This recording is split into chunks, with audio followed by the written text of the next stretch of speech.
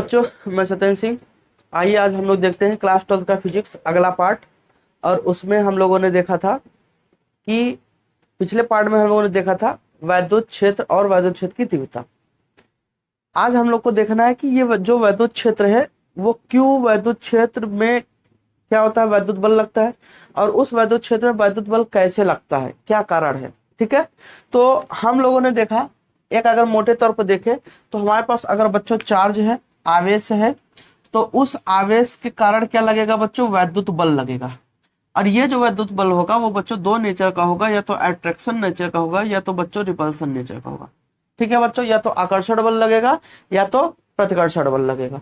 अब बच्चों यहाँ पर अगर वैद्युत बल लगेगा तो उस बल का कोई ना कोई इंटेंसिटी होगा। जो बल की इंटेंसिटी होगी, तीव्रता होगी, वही बच्चों कहलाएगी इंटेंसिटी ऑफ इलेक्ट्रिक फील्ड, वैद्युत क्षेत्र की तीव्रता कहलाएगी। क्लियर हो बच्चों। अब यहाँ पर हमने कहा कि जैसे अगर ये आवेश है, ये आवेश क्यों है, और इस आवेश के चारों ओर क्या है बच्चों, वैद्युत क्षेत्र है। अब इस वैद्युत क्षेत्र में हम कोई दूसरा अगर हम आवेश लाते हैं, कोई दूसरा आवेश लाते हैं, तो उस क्षेत्र में क्या होगा, बल लगेगा। क्या लगेगा बच्चों, बल लगेगा। तो ये जो वैद्युत क्षेत्र है इसमें बच्चों बल लगता है, तो किस कारण बल लगता है, क्या ये इसको टच करता है, स्पर्श करता है, नहीं, तो फिर कैसे इसके ऊपर बल लगा देता है। तो बच्चों बात आती है कि यहाँ पर कुछ काल्पनिक रेखाएं होती हैं। क्या होती है,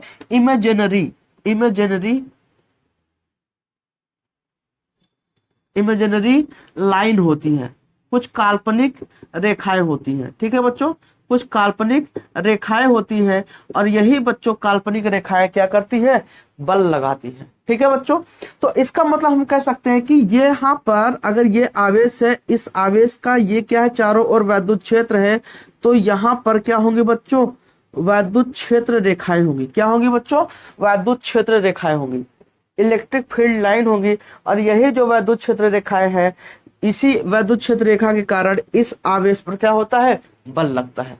ठीक है बच्चों, अब यही बात हम लोग को करना है कि वैद्युत क्षेत्र रेखाएं क्या होती है, इलेक्ट्रिक फील्ड लाइन क्या होती है। तो बच्चों जो इलेक्ट्रिक फील्ड लाइन होती है, ये एक स्मूथ कर्व होती है। एक क्या होती है बच्चों, स्मूथ कर्व होती है। और इस स्मूथ कर्व पे बच्चों क्या करते हैं, कोई चार्ज आपका ट्रेवल करता है, चलता है। ठीक है, अब यही स्मूथ कर्व पर अगर ये फील्ड लाइन है, तो यहां पर अगर आवेश रखा है, तो ये आवेश इसी लाइन के सहारे इस आवेश को इधर लाएगा। समझ में आ गया बच्चों।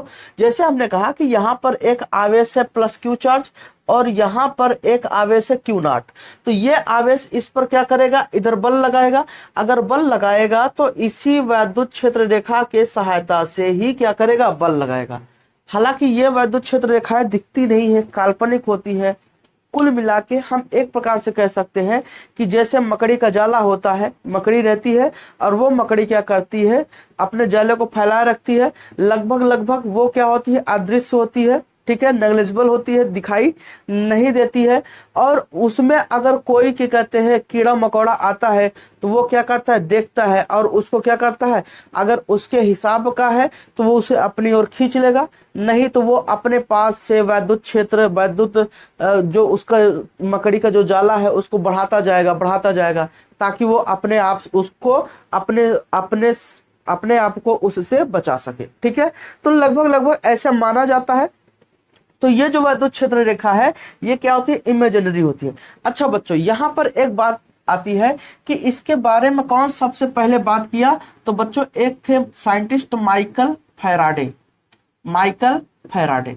इन्होंने ही क्या किया, पहले वैद्युत क्षेत्र और चुंबकीय क्षेत्र, क्योंकि आप लोगों ने पढ़ा है कक्षा 10 में चुंबक के कारण जो क्षेत्र उत्पन्न होता है उसे क्या कहेंगे, चुंबकीय क्षेत्र। तो वैद्युत क्षेत्र और चुंबकीय क्षेत्र को डिफाइन करने के लिए इन्होंने ही सबसे पहले वैद्युत क्षेत्र रेखाओं के बारे में बताया था। ठीक है, माइकल फैराडे ने। और ये केवल, और इन्होंने क्या बताया, इसी वैद्युत क्षेत्र रेखा के सहारे किसी आवेश पर बल लगता है। ठीक है बच्चों, तो हम लोग इसकी डिफिनीशन लिख लेते हैं। ठीक है, क्या परिभाषा होगा वैद्युत क्षेत्र रेखा का। ठीक है, अच्छा, इसे बच्चों वैद्युत बल रेखा भी कहते हैं। इसे क्या कहते हैं, वैद्युत बल रेखा भी कहते हैं। लेकिन अगर वैद्युत बल रेखा की बात कहा जाए तो बच्चों ये कहना थोड़ा, इसका नाम अच्छा नहीं होगा, ठीक है। जैसे आप लोग का कोई घर पे नाम कोई प्यारा सा स्वीट सा कोई निकनेम रख दे और कोई बाहरी व्यक्ति अगर उस नाम को लेता, थोड़ा अपने आप को अच्छा नहीं लगता है।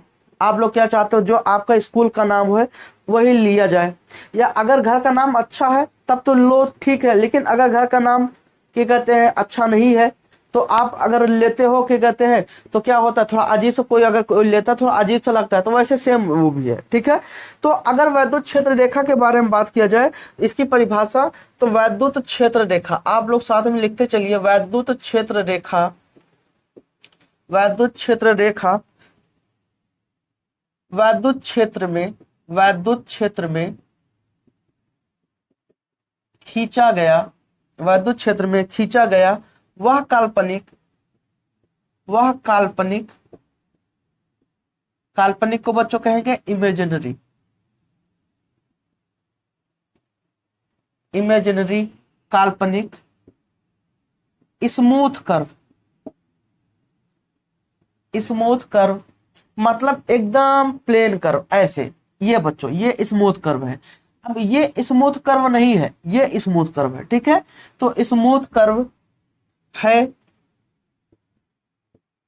जिस पर एक फ्री चार्ज, फ्री चार्ज को बच्चों कहते हैं स्वतंत्र आवेश, फ्री चार्ज व आइसोलेटेड,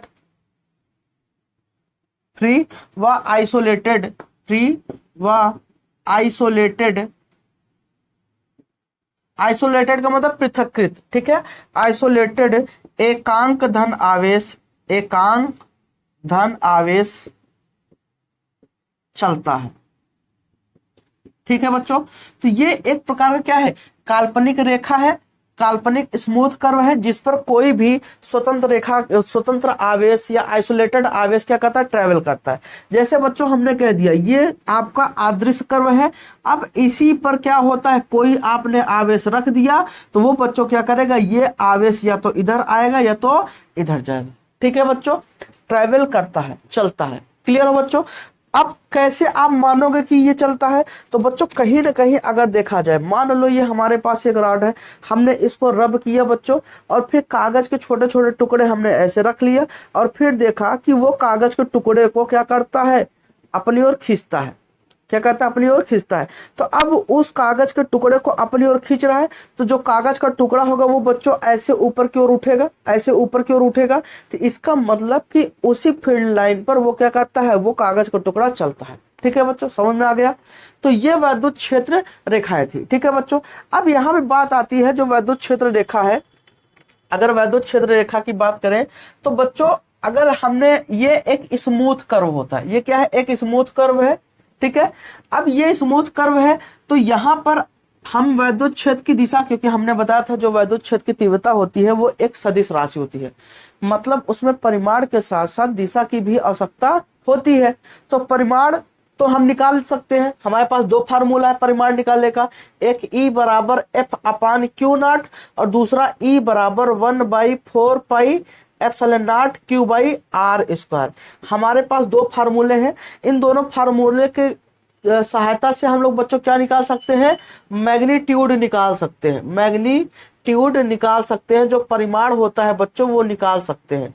लेकिन डायरेक्शन, दिशा, तो बच्चों हमने कहा था कि कोई आवेश, किसी जब धन आवेश पर बल लगाता है, जिस दिशा में वो बल लगाएगा वही दिशा क्या होगा, वैद्युत क्षेत्र की तीव्रता की भी दिशा। लेकिन बच्चों हम वैद्युत क्षेत्र को दिखाने के लिए एक डायग्राम का यूज करते हैं, एक क्या कहते हैं चित्र का यूज करते हैं। तो उस रूप में हम क्या बनाते हैं, वैद्युत क्षेत्र रेखाएं बनाते हैं। जहां जहां हम वैद्युत क्षेत्र रेखाएं बनाएंगे वो वैद्युत क्षेत्र रेखा केवल और केवल वैद्युत क्षेत्र की तीव्रता को बताएगी, वैद्युत क्षेत्र को बताएगा। समझ में आ गया बच्चों। अब यहां पर देखते हैं कि जैसे मान लो एक ये पॉइंट है, एक ये पॉइंट है, एक यहां पर पॉइंट है, हमने 5 ऐसे पॉइंट कंसीडर कर लिए। और बच्चों हम देखते हैं कि अगर ये पॉइंट है तो यहां पर हमने कहा कि बताओ इस पॉइंट ए पर, बी पर, सी पर, डी पर और ई पर, यहां पर वैद्युत क्षेत्र की दिशा किधर होगी? तो बच्चों जहां पर वैद्युत क्षेत्र की दिशा आपको कंसीडर करना है, आप वहां पे टेंजेंट खींचो। जो टेंजेंट की दिशा होगी बच्चों, वही क्या हो जाएगा? वैद्युत क्षेत्र की तीव्रता की दिशा। इसका मतलब इस बिंदु पर अगर आप कोई आवेश रखोगे तो बल किधर लगेगा बच्चों? इस दिशा में लगेगा। ठीक है बच्चों, क्योंकि बल ही क्या बताता है? वैद्युत क्षेत्र की दिशा बताता है। अब यहां पर आप बच्चों टेंजेंट खींचोगे, ये हो गया। यहां पर टेंजेंट खींचोगे, ये हो गया। यहां पर टेंजेंट खींचोगे, ये। यहां पर टेंजेंट खींचोगे, ये। तो ये बच्चों क्या है? ये स्पर्शी। टेंजेंट का मतलब स्पर्शी। तो जो स्पर्शी की दिशा होगी बच्चों, वही क्या हो जाएगा? वैद्युत क्षेत्र की भी दिशा होगी। क्लियर हो बच्चों? समझ में आ गया? तो हम यहां पर लिख लेते हैं, इसको पॉइंट के रूप में लिख लेते हैं।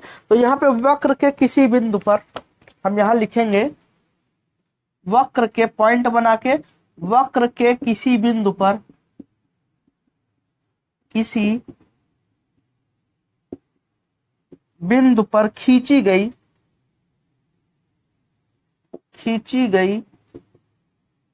स्पर्श रेखा, स्पर्श रेखा, इसको बच्चों कहते हैं टेंजेंट कहते हैं। स्पर्श रेखा, टेंजेंट लाइन। ठीक है, स्पर्श रेखा उस बिंदु पर, उस बिंदु पर इलेक्ट्रिक फील्ड की दिशा, इलेक्ट्रिक फील्ड की दिशा को प्रदर्शित करती है।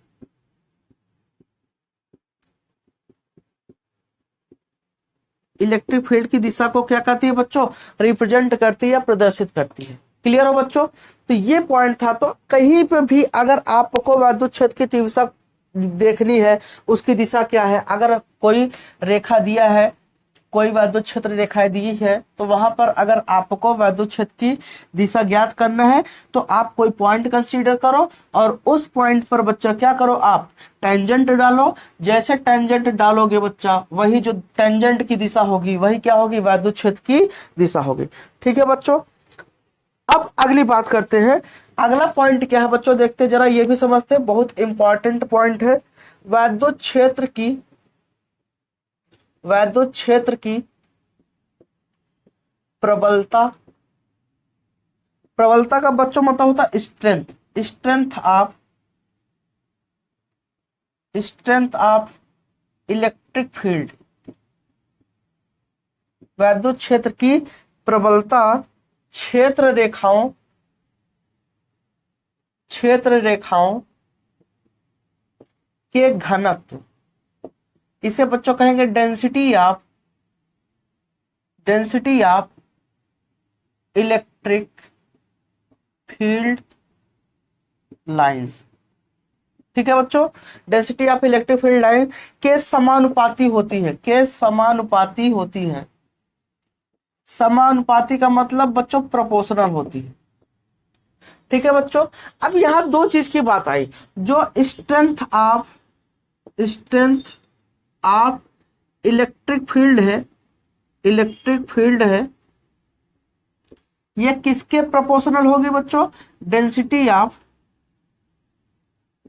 Density of electric field line के।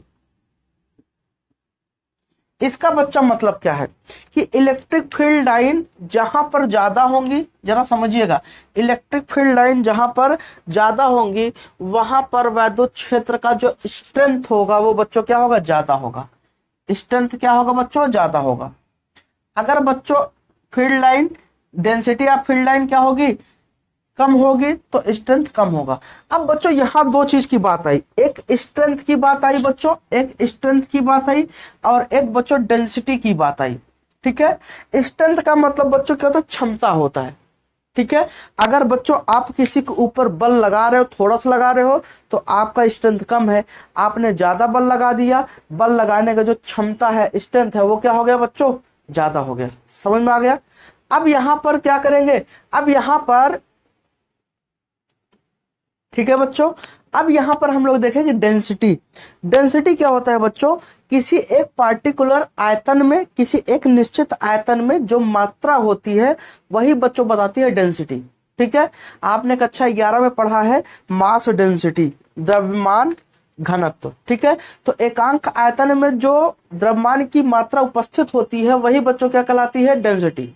ठीक है, मान लो एक कमरा है, एक कमरे में अगर 10 लोग हैं तो बच्चों डेंसिटी क्या है, कम है। 20 लोग हो गए, डेंसिटी बढ़ गई।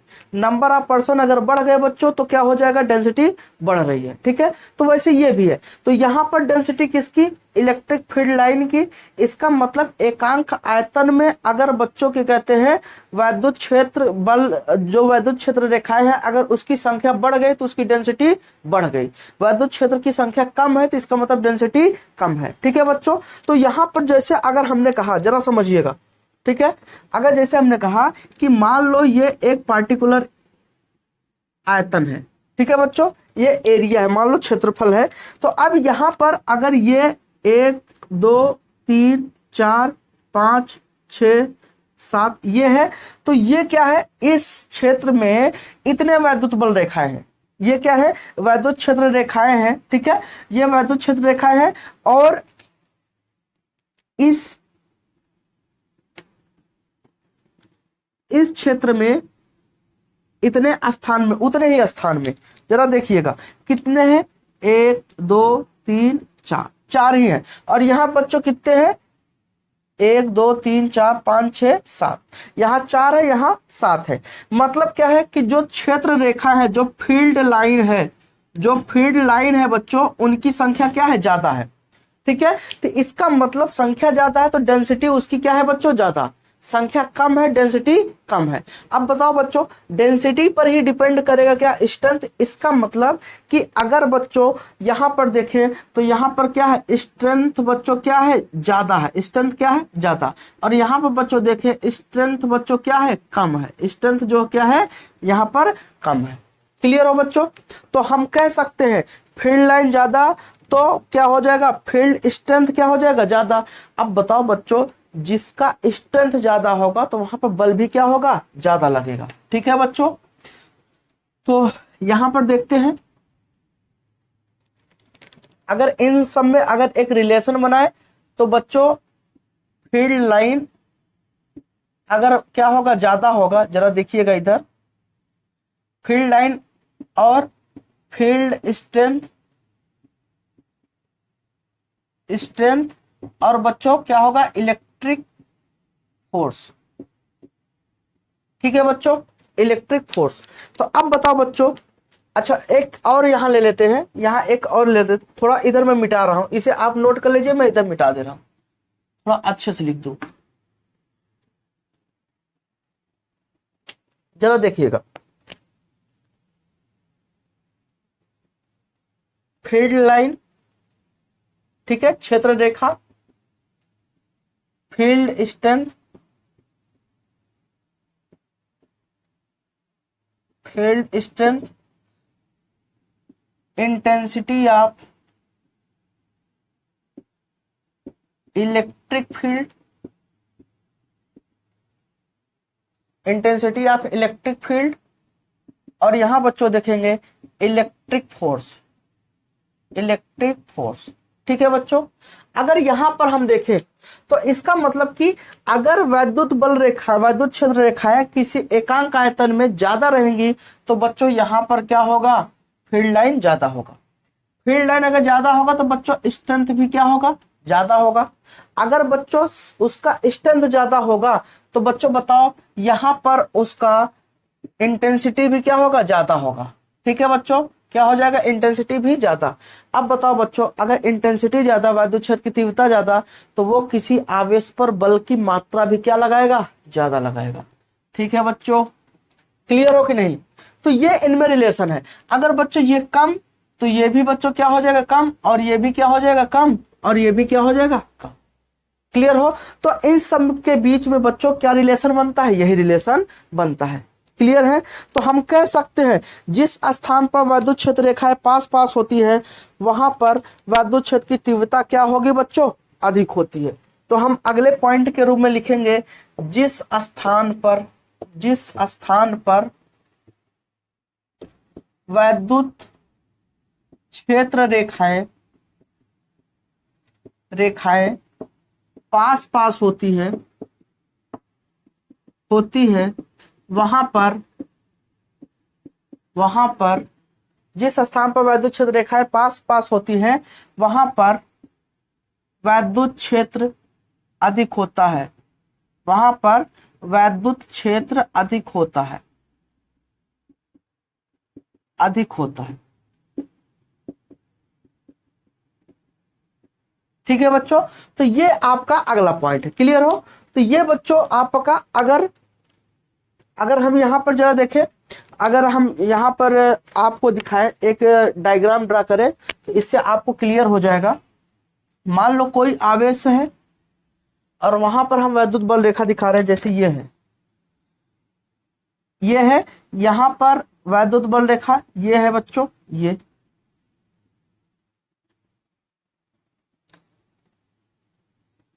यह वैद्युत क्षेत्र रेखा, ये है फील्ड लाइन, ये है।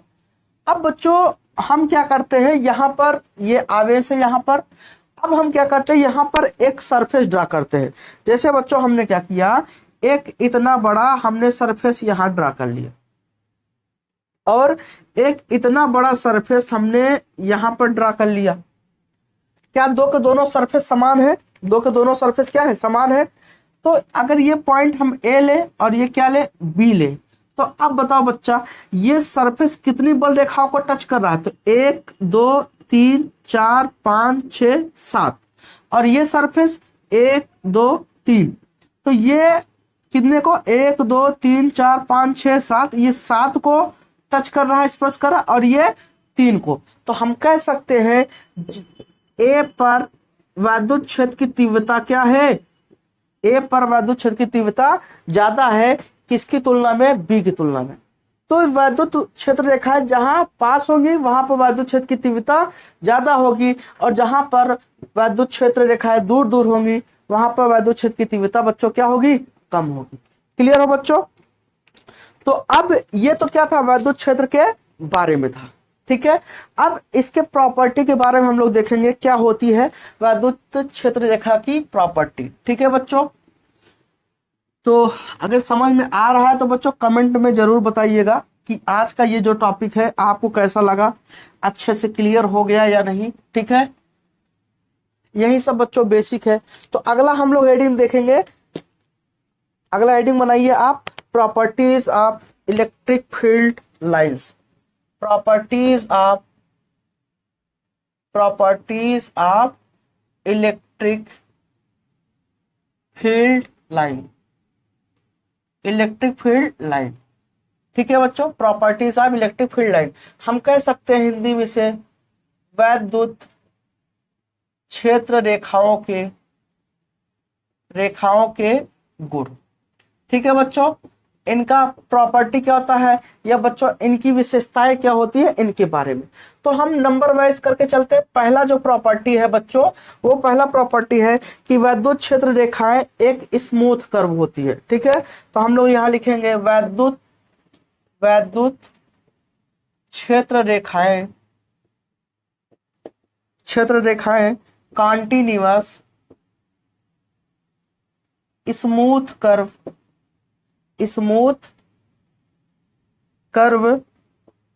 होती है।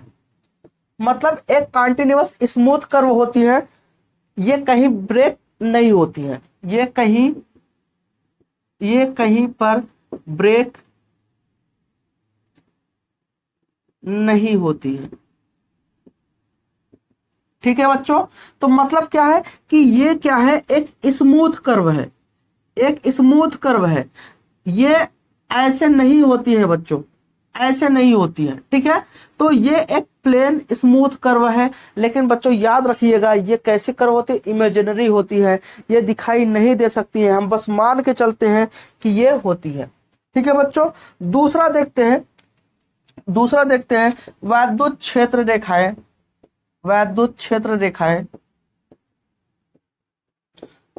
क्षेत्र रेखाएं धनात्मक आवेश से प्रारंभ होती है तथा ऋणात्मक आवेश पर आवेश पर समाप्त होती है, समाप्त होती है। ठीक है बच्चों, तो ये धनात्मक आवेश से क्या होंगे, प्रारंभ होंगी, निकलेंगी।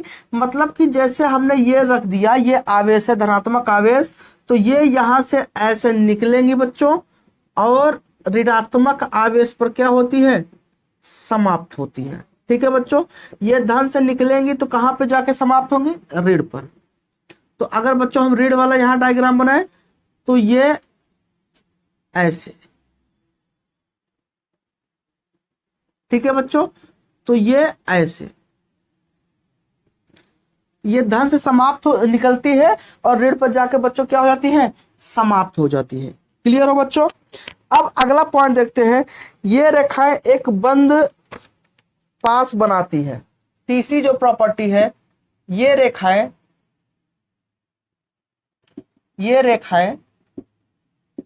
एक बंद पास, इसे बच्चों कहते हैं क्लोज लूप, क्लोज्ड लूप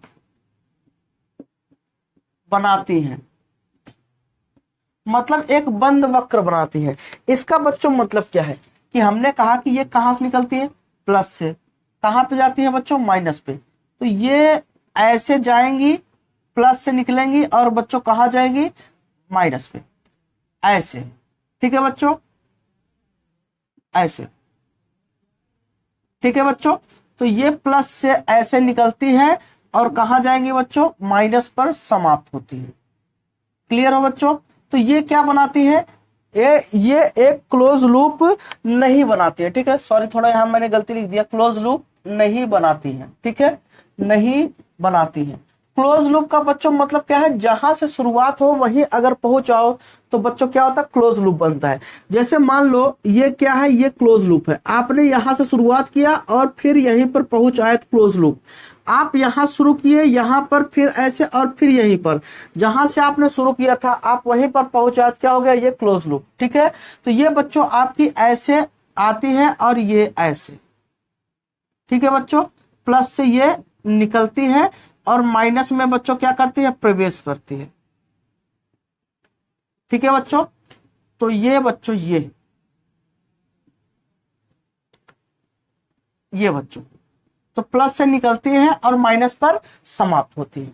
ठीक है, तो ये बंद रेखा है, ये जो क्षेत्र रेखा होती है एक क्लोज लूप नहीं बनाती है। ठीक है बच्चों, अगर आपने कक्षा 10 में पढ़ा होगा तो जो वैद्युत क्षेत्र होता, जो चुंबकीय क्षेत्र होता था वो क्या बनाता था, एक क्लोज लूप बनाता था। ठीक है बच्चों, अब यहां पर अगला पॉइंट की बात करते हैं। अब यहां पर मैं कहूं एक पॉइंट चार्ज से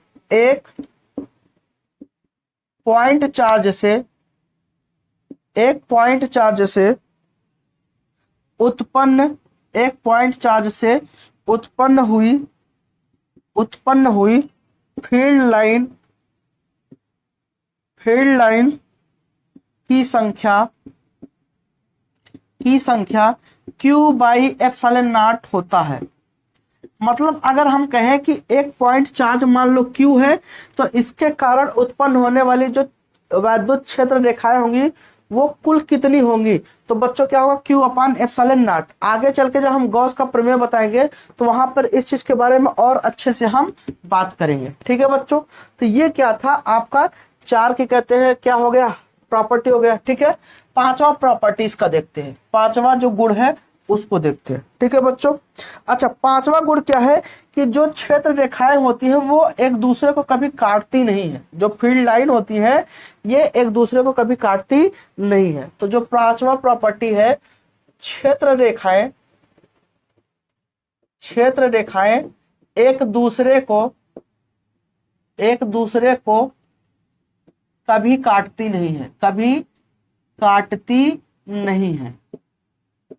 ठीक है बच्चों, तो हम अगर कह दिए कि एक ये क्षेत्र है और एक ये क्षेत्र है तो ये एक दूसरे को कभी काटेंगी नहीं। क्यों, क्योंकि अगर ये पॉइंट हमने लिया तो इस पॉइंट पर अगर बच्चों, अब आपने कहा सर जी क्यों संभव नहीं है, तो इसलिए बच्चों संभव नहीं है। क्यों नहीं काटती है, जरा देखिए यहां पर हम देखेंगे कि अगर ये वाला हम लेते हैं तो इसके कारण दिशा बच्चों क्या होगी, इस पॉइंट पे ये होगी। अगर ये वाला लेते हैं तो इसके कारण दिशा बच्चों क्या होगी, यहां पर। ठीक है। अगर इस वाले बल रेखा के इस क्षेत्र रेखा के कारण देखें तो इसकी दिशा बच्चों कहाँ होगी, इधर की ओर होगी, और इसके कारण देखें तो इसकी दिशा बच्चों कहाँ होगी, यहाँ पर। और किसी एक पॉइंट पर जो नेट इलेक्ट्रिक फील्ड होगा, इलेक्ट्रिक फील्ड जो बच्चों होगा, वो बच्चों इलेक्ट्रिक फील्ड का जो डायरेक्शन होगा, जो बच्चों दिशा होगा, वो दो दिशा कभी नहीं हो सकता है, आप जानते हैं, ठीक है। तो किसी एक बिंदु पर दो दिशा नहीं हो सकता है, ठीक है बच्चों। तो ये एक दूसरे को कभी काटते ही नहीं है, ये चीज याद रखिएगा। अगर कभी कभी एक नंबर में पूछ ले कि दो वैद्युत बल रेखाएं एक दूसरे को कभी काटती क्यों नहीं है, तो वो आप उसमें लिख दीजिएगा स्टेटमेंट, क्योंकि किसी भी बिंदु पर दो फील्ड लाइन की कहते हैं, किसी भी बिंदु पर दो जो नेट वैद्युत क्षेत्र होगा उसकी जो दिशा होगी वो दो नहीं हो सकती है, ठीक है बच्चों। तो ये आपका पांचवा क्या था, प्रॉपर्टी था। छठा प्रॉपर्टी देखते हैं, ठीक है बच्चों। अगला प्रॉपर्टी देखते हैं 6 नंबर। किसी धन आवेश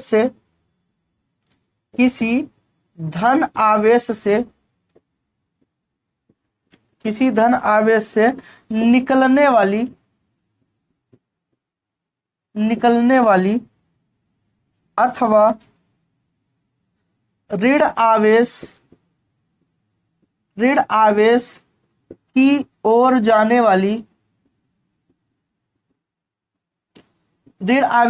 जाने वाली क्षेत्र रेखाओं की संख्या आवेश के परिमाण के अनुक्रमानुपाती होता है, आवेश के परिमाण के अनुक्रमानुपाती होता है, ठीक है बच्चों। तो पहला नंबर बच्चों क्या है कि जो क्षेत्र रेखाएं होंगी वो आवेश के परिमाण के अनुक्रमानुपाती होंगी। इसका मतलब कि एक कूलाम एक है और एक क्या है, 2 कूलाम है। तो किससे क्षेत्र रेखाएं ज्यादा निकलेंगी, 2 कूलाम से निकलेंगी, क्योंकि इसका जो परिमाण है, जो मैग्नीट्यूड है वो क्या है बच्चों, ज्यादा है। जिसका मैग्नीट्यूड ज्यादा होगा वहां से क्षेत्र रेखाएं बच्चों ज्यादा निकलेंगी, जिसका मैग्नीट्यूड कम होगा वहां से क्षेत्र रेखाएं कम निकलेंगी। क्लियर हो बच्चों। अब यहाँ पर जरा हम एक डायग्राम बना के दिखाते हैं। मान लो एक ये +2q आवेश है, +2q आवेश है, और यहाँ पर बच्चों -q आवेश है, आप जानते हो कि जो वैद्युत बल क्षेत्र रेखाएं होती है वो प्लस से निकलती है, कहाँ जाती है, माइनस की ओर। तो ये बच्चों जो क्षेत्र रेखाएं है ये बच्चों यहाँ से गई यहाँ पर, जरा देखिएगा, ये ऐसे जा रही है यहाँ पर, और ये बच्चों गई, और यहां से जाने के बाद ये इतना हो गया, और ये बच्चों ऐसे। तो एक चीज तो है कि यहां पर हम देखें कि परिमाण किसका ज्यादा है, तो +2q का परिमाण क्या है, ज्यादा है। ये बच्चों क्या है, +2q, ठीक है। और ये क्या है, -q का परिमाण कम। तो इसका मतलब कि इसका परिमाण ज्यादा है, मैग्नीट्यूड ज्यादा है, तो इसका मतलब यहां से जो वैद्युत क्षेत्र रेखाएं हैं वो ज्यादा संख्या में निकलेंगी, और यहाँ पर जो क्षेत्र यहाँ पर क्या है, q आवेश है, तो यहाँ पर क्षेत्र रेखाएं कम होंगी, ठीक है। तो अगर बच्चों ये हमने कहा कि ये यहाँ से निकल रही है, तो जरा देखो 1 2 3 4 5 6 प्लस से निकली, कहाँ गई, माइनस की ओर। ये तो हम जानते हैं कि जो क्षेत्र रेखाएं होती है वो प्लस से निकलती है और कहाँ जाती है बच्चों, माइनस की ओर जाती है। तो ये निकली, लेकिन अगर ये निकली तो कितनी गई, 6 गई, 1 2 3 4 5 6 गई।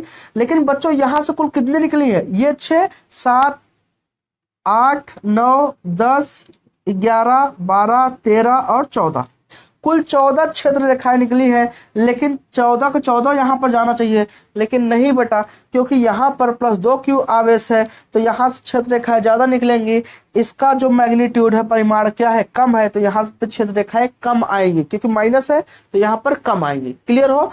इसका मतलब हम कह सकते हैं कि अगर ये अगर ये +q आवेश होता तो यहाँ से अगर 1 2 3 4 5 6 अगर 6 निकलते हैं, तो बच्चों यहां से देखिए +2q से कितना निकला, 14, तो यहाँ +q पे कितना निकलेगा, 6 निकलेगा। कुल मिला के हमारा ये मतलब था कि अगर बच्चों आवेश का परिमाण क्या है, ज्यादा है, तो वहां से कुल मिला के क्षेत्र रेखाएं ज्यादा निकलेंगी, और आप बच्चों बहुत अच्छे तरीके से जानते हो, अगर क्षेत्र रेखा का मान ज्यादा है तो वहां पर क्षेत्र विद्युत क्षेत्र की जो तीव्रता होगी वो भी क्या होगी, ज्यादा होगी। तो कुल मिला के विद्युत क्षेत्र की तीव्रता किस पे डिपेंड कर रही है बच्चों, आवेश पर। आवेश ज्यादा तो क्षेत्र रेखा ज्यादा, क्षेत्र रेखा ज्यादा तो बच्चों तीव्रता भी क्या होगा, ज्यादा होगा। क्लियर हो बच्चों। तो ये बच्चों क्या था इसके बारे में। ठीक है, अगली प्रॉपर्टी देखते हैं बच्चों, 7वां नंबर जो प्रॉपर्टी है उसको देखते हैं। ठीक है बच्चों, तो बच्चों जरूर बताइएगा कि ये क्लास जो हम पढ़ा रहे हैं, ये टॉपिक आपको कैसा लगा, अच्छे से समझ में आया कि नहीं। ठीक है, कमेंट वगैरह करते रहा करिए, इससे ये पता चलता है कि आप पढ़ भी रहे हैं। ठीक है, और हमें भी थोड़ा अच्छा लगता है कि बच्चे पढ़ रहे हैं, रिस्पांस भी मिलता है, तो हमारा भी दिल करता है कि हम भी और ढेर सारे मटेरियल को इकट्ठा करके कंटेंट को और बढ़ा के आपको और ढेर अच्छी अच्छी चीजें बताएं। ठीक है, तो शायद आप आज जान गए होंगे इसके बारे में। ठीक है, 7वां नंबर जरा देखिए, 7वां नंबर जो प्रॉपर्टी है, अगर धन आवेशित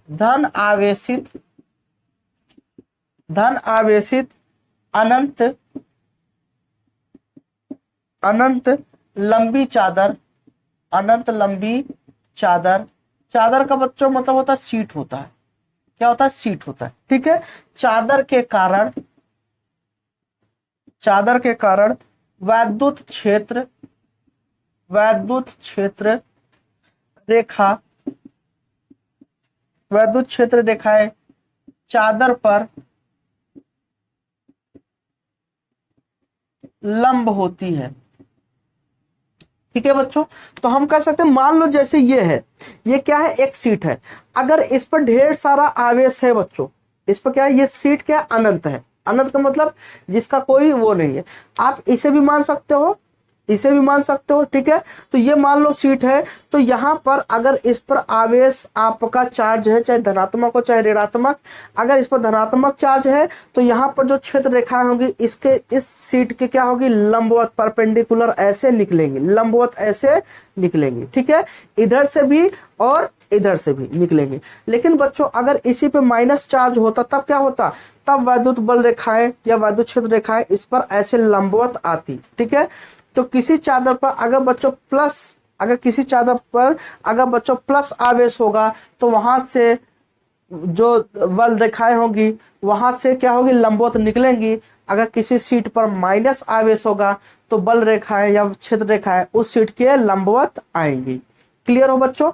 ठीक है, अब अगला प्रॉपर्टी देखते हैं, प्रॉपर्टी नंबर 8। अगर हमने कहा किसी बंद चालक के अंदर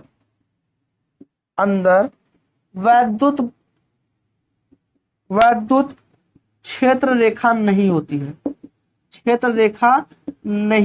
है, ठीक है, मान लो कोई चालक है, मान लो ये एक चालक है, हमने यहाँ पर एक आवेश रखा है, तो यहाँ से ये आवेश, ये क्या हो गई, ये क्षेत्र रेखाएं ऐसे गई है, ये क्षेत्र रेखाएं ऐसे गई है। ठीक है बच्चों, तो ये क्षेत्र रेखाएं अगर ऐसे गई है तो बच्चों यहाँ से क्या होगी, यहाँ से ऐसे निकलेंगी भी, ऐसे निकलेंगी।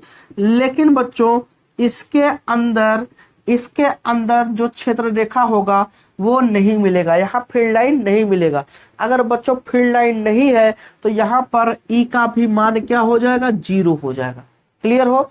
कंडीशन क्या है, क्या होना चाहिए, क्लोज आपका कंडक्टर होना चाहिए, बंद चालक होना चाहिए। जैसे फुटबॉल है, फुटबॉल पे अगर हमने क्या किया, विद्युत क्षेत्र रेखाएं हमने डाल दिया, तो बच्चों क्या होगा, फुटबॉल के अंदर कोई भी विद्युत क्षेत्र की तीव्रता देखने को नहीं मिलेगी। वहां पर जो विद्युत क्षेत्र की तीव्रता होगी वो बच्चों क्या हो जाएगी, 0 हो जाएगी।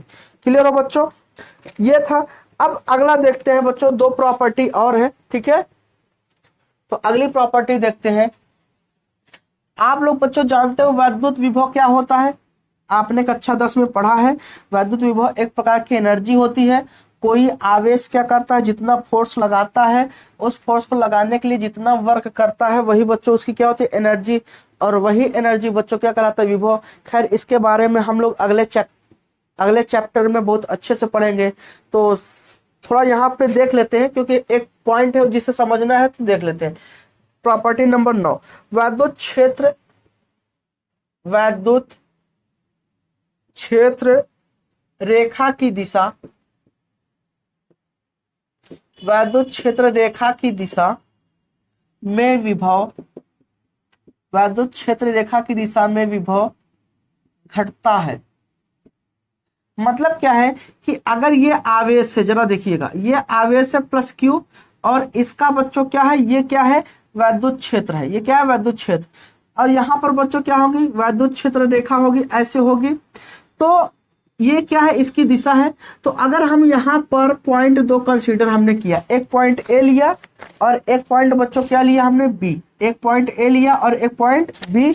तो यहाँ पर बच्चों हम देखेंगे इस पॉइंट ए पर और बी पर, तो पॉइंट ए की तुलना में बी पर जो वैद्युत विभव होगा वो बच्चों क्या होगा, कम। मतलब वी ए पर विभव क्या होगा, ज्यादा, और बी पर कम, क्योंकि इसके दिशा में जैसे जैसे हम दूर जाएंगे वैसे वैसे क्या होता जाएगा, विभव का मान घटता जाएगा। हम आवेश के जितने पास रहेंगे उतने ही क्या होगा, पोटेंशियल वहां पर ज्यादा होगा, विभव ज्यादा होगा। क्लियर हो बच्चों। अगला बात करते हैं बच्चों 10वें नंबर की प्रॉपर्टी, जो 10 नंबर प्रॉपर्टी उसे देखते हैं। अगर बच्चों मान लो 2 धनात्मक आवेश पास में रखे हैं, जरा समझिएगा, 2 धनात्मक आवेश पास में रखे हैं, तो वो बच्चों क्या करेंगे, एक दूसरे को प्रतिकर्षित करेंगे। या 2 ऋणात्मक आवेश एक दूसरे के पास में रखे तो वो एक दूसरे को बच्चों क्या करेंगे, प्रतिकर्षित करेंगे। अगर बच्चों वो एक दूसरे को प्रतिकर्षित करेंगे तो कैसे करेंगे, उनका जो ग्राफ है, जो क्षेत्र रेखा है, वो कैसे बनेगा। तो बच्चों देखते हैं, मान लो ये एक धनात्मक आवेश है और यहाँ पर एक धनात्मक आवेश है, तो ये बच्चों क्या होगा, ये ऐसे निकलेगा, ये यहां से ऐसे निकलेगा, ये यहां से ऐसे, ये ऐसे, ये ऐसे निकलता है, ऐसे,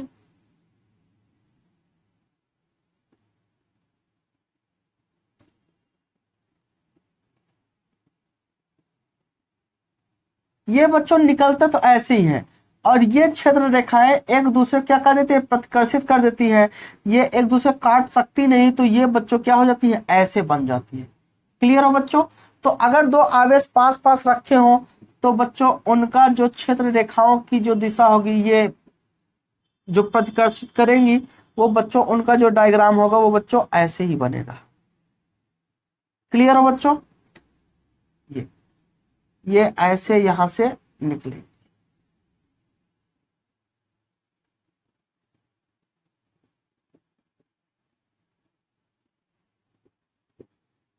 तो 2 आवेश अगर एक दूसरे के पास रखे हैं तो वो कैसे एक दूसरे को प्रतिकर्षित करती है, समझ में आ गया। अगर ऐसे ऋणात्मक आवेश है तब क्या होगा बच्चों, तो कुल मिला के यही सेम डायग्राम बनेगा। बस बच्चों क्या होगा, यहां से क्या है, प्लस से क्या वैद्युत क्षेत्र रेखाएं जाती हुई दिख रही है, वहां पर क्या होंगी, आती हुई दिखेंगी। कुल मिला के हम ऐसे बना सकते हैं, जरा देखिएगा।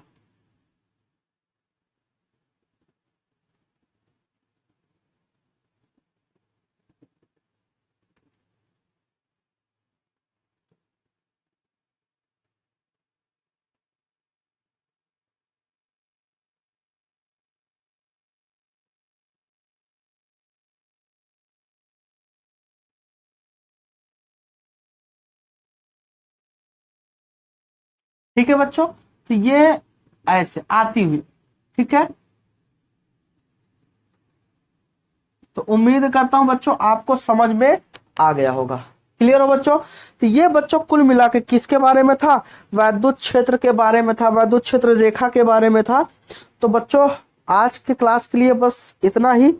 तो अगले क्लास में हम लोग फिर मिलेंगे, डायपोल वगैरह के बारे में पढ़ने के लिए हम लोग मिलेंगे, ठीक है। और साथ में हम लोग बच्चों जो सवाल हम लोग का है, जो न्यूमेरिकल है, उसे भी हम लोग ज्यादा से ज्यादा मात्रा में देखेंगे, क्योंकि बच्चों थ्योरी ही आपको फिजिक्स में आपको एक बेस्ट स्टूडेंट नहीं बनाएगा।